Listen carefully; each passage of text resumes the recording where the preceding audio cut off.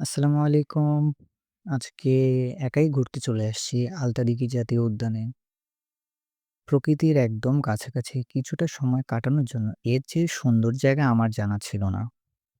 আলতাদিঘি জাতীয় উদ্যান নওগাঁ জেলার ধামুরহাট উপজেলায় অবস্থিত।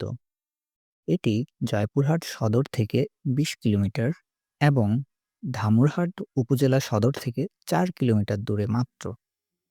২০১১ সালে এটিকে জাতীয় উদ্যান হিসেবে ঘোষণা করা হয়।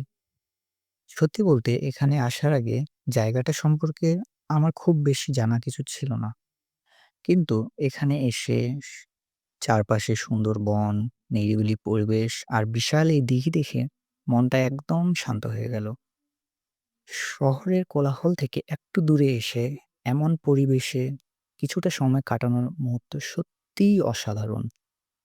আপনি যদি প্রকৃতি ভালোবাসেন এবং বন্ধুদের সাথে কিংবা পরিবারের সাথে অথবা একাই একটু সময় কাটাতে চান, তবে চলে আসতে পারেন।